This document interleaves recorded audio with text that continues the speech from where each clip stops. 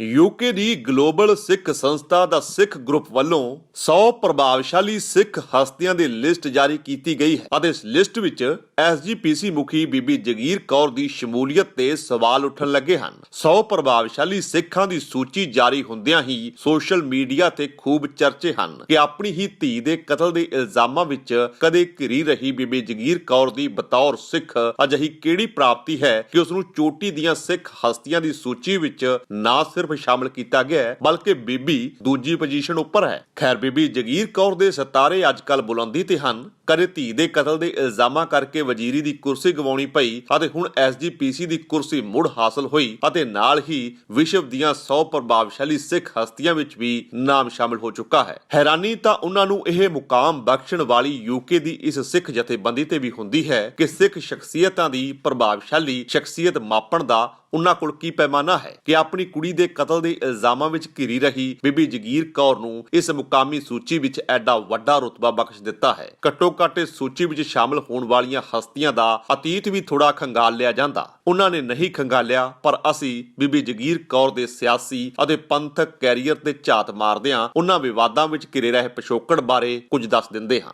ਸਾਲ 1999 ਵਿੱਚ ਬੀਬੀ ਜਗੀਰ ਕੌਰ ਐਸਜੀਪੀਸੀ ਦੇ ਪ੍ਰਧਾਨ ਬਣੇ ਸਨ। ਸ਼੍ਰੋਮਣੀ ਕਮੇਟੀ ਦੇ ਇਤਿਹਾਸ ਵਿੱਚ ਪ੍ਰਧਾਨ ਬਣਨ ਵਾਲੀ ਬੀਬੀ ਜਗੀਰ ਕੌਰ ਪਹਿਲੀ ਮਹਿਲਾ ਸਨ। ਇਸ ਤੋਂ ਜਲਦ ਮਗਰੋਂ ਹੀ ਉਹਨਾਂ ਦੇ ਜੀਵਨ 'ਚ ਵੱਡਾ ਉਥਲ-ਪੁਥਲ ਹੋਇਆ ਜਦੋਂ ਉਹਨਾਂ ਦੀ ਧੀ ਹਰਪ੍ਰੀਤ ਕੌਰ ਦੇ ਜ਼ਬਰਦਸਤੀ ਗਰਭਪਾਤ ਅਤੇ ਕਤਲ ਦੇ ਇਲਜ਼ਾਮਾਂ ਨੇ ਬੀਬੀ ਜਗੀਰ ਕੌਰ ਦੇ ਸਿਆਸੀ ਭਵਿੱਖ ਤੇ ਸਵਾਲੀਆ ਨਿਸ਼ਾਨ ਲਗਾ ਦਿੱਤੇ। ਇਸੇ ਕਾਰਨ ਬੀਬੀ ਨੂੰ ਐਸਜੀਪੀਸੀ ਦੇ ਪ੍ਰਧਾਨ ਦੇ ਅਹੁਦੇ ਤੋਂ ਵੀ ਅਸਤੀਫਾ ਦੇਣਾ ਪਿਆ ਸੀ। 2004 ਵਿੱਚ ਬੀਬੀ ਜਗੀਰ ਕੌਰ ਇੱਕ ਵਾਰ ਫਿਰ ਸਿੱਖਾਂ ਦੀ ਸਰਮੌਰ ਸੰਸਥਾ ਸ਼੍ਰੋਮਣੀ ਗੁਰਦੁਆਰਾ ਪ੍ਰਬੰਧਕ ਕਮੇਟੀ ਦੀ ਪ੍ਰਧਾਨ ਬਣੀ। ਸਿਆਸੀ ਕੈਰੀਅਰ ਵਿੱਚ 2012 ਵਿੱਚ ਉਹਨਾਂ ਨੇ ਕਾਂਗਰਸ ਦੇ ਸੁਖਪਾਲ ਸਿੰਘ ਖਹਿਰਾ ਨੂੰ ਹਰਾ ਕੇ ਭੁਲੱਥ ਵਿਧਾਨ ਸਭਾ ਹਲਕੇ ਤੇ ਕਬਜ਼ਾ ਕੀਤਾ। ਅਕਾਲੀ ਭਾਜਪਾ ਸਰਕਾਰ 'ਚ ਦੂਜੀ ਵਾਰ ਕੈਬਨਿਟ ਮੰਤਰੀ ਬਣੇ। ਬੀਬੀ ਜਗੀਰ ਕੌਰ ਨੂੰ ਮਹਿਜ 17 ਦਿਨਾਂ ਬਾਅਦ ਹੀ ਅਸਤੀਫਾ ਦੇਣਾ ਪਿਆ ਸੀ। ਜਗੀਰ ਕੌਰ ਨੇ ਧੀ ਹਰਪ੍ਰੀਤ ਕੌਰ ਨੂੰ ਅਗਵਾ ਕਰਨ, ਜ਼ਬਰਦਸਤੀ ਗਰਭਪਾਤ ਅਤੇ ਦੋਸ਼ ਤੈਅ ਹੋਣ ਤੋਂ ਬਾਅਦ ਪਾਰਟੀ ਤੋਂ ਅਸਤੀਫਾ ਦੇ ਦਿੱਤਾ ਸੀ। ਕੁੜੀ ਦੇ ਕਤਲ ਦੇ ਦੋਸ਼ਾਂ 'ਚ ਬੀਬੀ ਜਗੀਰ ਕੌਰ ਸਣੇ 4 ਮੁਲਜ਼ਮਾਂ ਨੂੰ ਸੀਬੀਆਈ ਕੋਰਟ ਵੱਲੋਂ 5 ਸਾਲ ਦੀ ਸਜ਼ਾ ਸੁਣਾਈ ਗਈ ਸੀ। ਇਸ ਫੈਸਲੇ ਖਿਲਾਫ ਬੀਬੀ ਜਗੀਰ ਕੌਰ ਨੇ ਹਾਈ ਕੋਰਟ 'ਚ ਅਪੀਲ ਦਾਇਰ ਕੀਤੀ। ਅਦਾਲਤ ਨੇ ਹੇਠਲੀ ਅਦਾਲਤ ਦੇ ਫੈਸਲੇ ਨੂੰ ਪਲਟ ਦਿੱਤਾ ਅਤੇ ਬੀਬੀ ਜਗੀਰ ਕੌਰ ਨੂੰ ਬਰੀ ਕਰ ਦਿੱਤਾ। ਤੀਜੀ ਵਾਰ ਸ਼੍ਰੋਮਣੀ ਗੁਰਦੁਆਰਾ ਪ੍ਰਬੰਧਕ ਕਮੇਟੀ ਦੀ ਪ੍ਰਧਾਨ ਬਣਨ ਵਾਲੀ ਬੀਬੀ ਜਗੀਰ ਕੌਰ ਨੂੰ ਭਾਵੇਂ ਕਤਲ ਕੇਸ 'ਚੋਂ ਅਦਾਲਤ ਨੇ ਬਰੀ ਕਰ ਦਿੱਤਾ ਹੈ ਪਰ ਇਸ ਕਤਲ ਕੇਸ ਦਾ ਬੀਬੀ ਜਗੀਰ ਕੌਰ ਦੇ ਸਿਆਸੀ ਕੈਰੀਅਰ ਤੇ ਡੂੰਘਾ ਅਸਰ ਪਿਆ। ਬੀਬੀ ਜਗੀਰ ਕੌਰ ਲਈ ਧੀ ਦੀ ਮੌਤ ਕਾਫੀ ਨੁਕਸਾਨਦੇਹ ਸਾਬਿਤ ਹੋਈ। ਇਸ ਕੇਸ ਨੇ ਬੀਬੀ ਜਗੀਰ ਕੌਰ ਨੂੰ 2 ਵਾਰ ਸੱਤਾ ਤੋਂ ਬਾਹਰ ਕੀਤਾ। ਕਰੀਬ 12 ਸਾਲ ਬਾਅਦ ਬਾਦਲ ਸਰਕਾਰ ਨੇ ਬੀਬੀ ਨੂੰ ਕੈਬਨਿਟ ਵਿੱਚ ਸ਼ਾਮਲ ਕੀਤਾ ਸੀ ਪਰ ਇਹ ਕਾਰਜਕਾਲ ਸਿਰਫ 17 ਦਿਨਾਂ ਦਾ ਹੀ ਰਿਹਾ ਸੀ। ਕੀ ਇਹ ਦਰੁਸਤ ਤੇ ਵਾਜਬ ਅਦਾਰ ਹੋ ਸਕਦਾ ਹੈ ਕਿ ਕੋਈ ਸ਼ਖਸ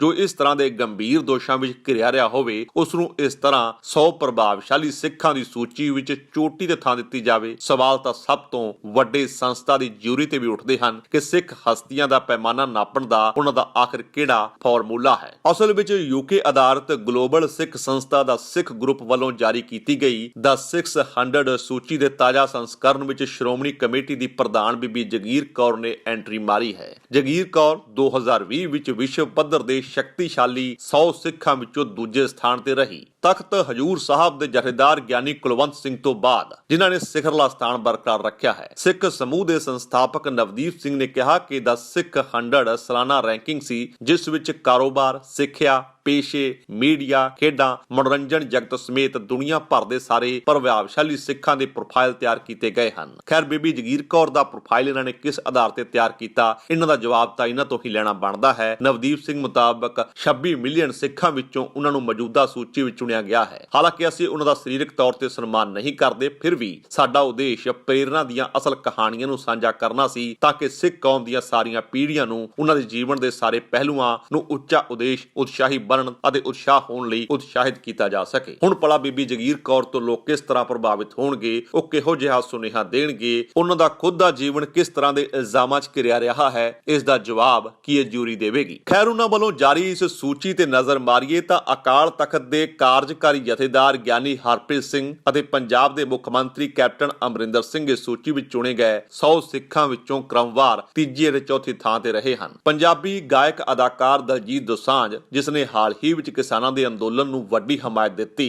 ਇਸ ਲਈ ਉਹਨਾਂ ਨੂੰ ਬਹੁਤ ਪਿਆਰ ਅਤੇ ਮਾਣ ਮਿਲਿਆ। ਉਹ ਵੀ ਪਹਿਲੀ ਵਾਰ ਸੂਚੀ ਵਿੱਚ ਸ਼ਾਮਲ ਹੋਣ ਲਈ ਯੋਗਤਾ ਦੇ ਪੈਮਾਨੇ ਤੇ ਖਰੇ ਉਤਰੇ ਹਨ। ਕ੍ਰਿਕਟਰ ਤੋਂ ਸਿਆਸਤਦਾਨ ਬਣੇ ਨਵਜੋਤ ਸਿੰਘ ਸਿੱਧੂ, ਸ਼੍ਰੋਮਣੀ ਅਕਾਲੀ ਦਲ ਦੇ ਪ੍ਰਧਾਨ ਸੁਖਬੀਰ ਸਿੰਘ ਬਾਦਲ ਸ਼ਾਇਦ ਇੱਕ ਦੂਜੇ ਨੂੰ ਰਾਜਨੀਤਿਕ ਮੋਰਚੇ ਦੇ ਘੇਰਨ ਦਾ ਕੋਈ ਮੌਕਾ ਨਹੀਂ ਗਵਾਉਂਦੇ, ਪਰ ਜਦੋਂ ਵਿਸ਼ਵ ਵਿਆਪੀ ਪੱਧਰ ਤੇ ਸ਼ਕਤੀਸ਼ਾਲੀ ਸਿੱਖ ਬੰਦ ਦੀ ਗੱਲ ਆਉਂਦੀ ਹੈ ਤਾਂ ਦੋਵੇਂ ਸਾਂਝੇ ਮੰਚ ਤੇ ਮੌਜੂਦ ਹਨ। ਸਿੱਧੂ ਅਤੇ ਸੁਖਬੀਰ ਦੋਵਾਂ ਨੇ ਸੂਚੀ ਵਿੱਚ ਆਪਣੇ ਥਾਂ ਬਰਕਰਾਰ ਰੱਖੇ ਹਨ। ਸੁਖਬੀਰ ਨੂੰ ਸੂਚੀ ਵਿੱਚ 18ਵੇਂ ਸਥਾਨ ਤੇ ਰੱਖਿਆ ਗਿਆ, ਜਦਕਿ ਸਿੱਧੂ ਦਾ ਨਾਮ 30ਵੇਂ ਸਥਾਨ ਤੇ ਹੈ। ਇਸ ਸੂਚੀ ਵਿੱਚ ਸਾਬਕਾ ਪ੍ਰਧਾਨ ਮੰਤਰੀ ਡਾਕਟਰ ਮਨਮੋਹਨ ਸਿੰਘ, ਕੇਂਦਰੀ ਮੰਤਰੀ ਹਰਦੀਪ ਸਿੰਘ ਪੁਰੀ, ਪੰਜਾਬ ਦੇ ਸਾਬਕਾ ਮੁੱਖ ਮੰਤਰੀ ਪ੍ਰਕਾਸ਼ ਸਿੰਘ ਬਾਦਲ, ਡੀਐਸਜੀਐਮਸੀ ਦੇ ਪ੍ਰਧਾਨ ਮਨਜਿੰਦਰ ਸਿੰਘ ਸਿਰਸਾ, ਪੰਜਾਬ ਦੇ ਖੇਡ ਮੰਤਰੀ ਰਾਣਾ ਗੁਰਮੀਤ ਸਿੰਘ ਸੋਢੀ, ਸਾਬਕਾ ਸੰਸਦ ਮੈਂਬਰ ਤਰਲੋਚਨ ਸਿੰਘ, ਪਿੰਗਲਵਾੜਾ ਸੁਸਾਇਟੀ ਦੀ ਪ੍ਰਧਾਨ ਡਾਕਟਰ ਇੰਦਰਜੀਤ ਕੌਰ ਦੇ ਨਾਂ ਸ਼ਾਮਲ ਹਨ। ਪਦਮ ਸ਼੍ਰੀ ਬਾਬਾ ਸੇਵਾ ਸਿੰਘ, ਖੰਡੂਰ ਸਾਹਿਬ ਅਤੇ ਬਾਬਾ ਕਸ਼ਮੀਰ ਸਿੰਘ ਪੂਰੀਵਾਲੇ ਵੀ ਇਸ ਸੂਚੀ ਵਿੱਚ ਸ਼ਾਮਲ ਹਨ। ਇਸ ਸੂਚੀ ਵਿੱਚ ਅਫਗਾਨਿਸਤਾਨ ਦੀ ਸੰਸਦ ਵਿੱਚ ਪਹਿਲੀ ਸਿੱਖ ਅਤੇ ਗੈਰ ਮੁਸਲਿਮ ਸੈਨੇਟਰ ਅਨਾਰਕਲੀ ਕੌਰ, ਕੈਨੇਡੀਅਨ ਮੰਤਰੀ ਹਰਜੀਤ ਸਿੰਘ ਸੱਜਣ, ਪਾਕਿਸਤਾਨ ਸਿੱਖ ਗੁਰਦੁਆਰਾ ਪ੍ਰਬੰਧਕ ਕਮੇਟੀ ਦੇ ਮੁਖੀ ਸਤਵੰਤ ਸਿੰਘ, ਦੁਬਈ ਸਥਿਤ ਸਮਾਜ ਸੇਵੀ ਐਸਪੀ ਸਿੰਘ ਓਬਰਾਏ ਅਤੇ ਅਮਰੀਕਾ